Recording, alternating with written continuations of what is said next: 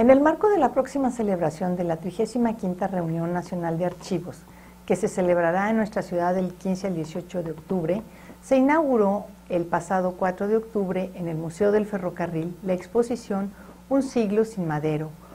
Esta exposición procede del Archivo General de la Nación y para montarla se obtuvo el apoyo de la Universidad Autónoma de San Luis Potosí, la Comisión Estatal de Garantía y Acceso a la Información Pública de San Luis Potosí, la Secretaría de Cultura del Gobierno del Estado, el Museo del Ferrocarril y el Colegio de San Luis. El vínculo que existe entre San Luis Potosí, Francisco y Madero se estrechó particularmente a raíz de la campaña presidencial en 1910. Madero visitó durante este año en 2 ocasiones la ciudad de San Luis Potosí.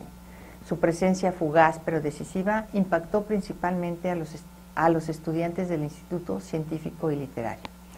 Residentes de la ciudad de San Luis Potosí y de las poblaciones del interior del estado difundieron en sus regiones las demandas maderistas y su posterior llamado a las armas. La estancia de Madero en San Luis Potosí, así como la rápida proliferación de sus ideas y propuestas en el estado, confirmaban una vocación liberal vigente, cultivada por los clubes políticos y la prensa, y abonada por las organizaciones gremiales y la beligerancia campesina e indígena. El 4 de junio de 1910, Madero llegó por segunda vez a la ciudad de San Luis Potosí en su campaña electoral. Don Francisco y Madero y el licenciado Roque Estrada, que lo acompañaba, fueron aprehendidos después en Monterrey a petición del juez de distrito de San Luis, acusados de incitar a la rebelión. Ya en esta ciudad fueron internados en la penitenciaría del estado, donde permanecieron presos mes y medio. Obtuvieron su libertad bajo fianza y con la ciudad por cárcel.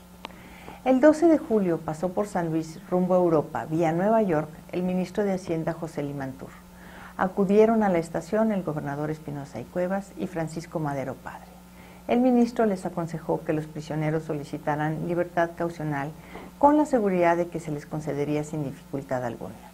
Presentada la petición y corridos los trámites del caso, mediante depósito de 10,000 pesos en la sucursal del Banco Nacional de México, pagados por Pedro Barrenechea, rico industrial potosino y socio de Madero en la negociación minera de Santa María de la Paz en Matehuala, otorgó el juez la libertad del señor Madero y por otra suma la del señor Estrada. El día 22 de julio pasaron a habitar un departamento del edificio llamado Palacio Monumental.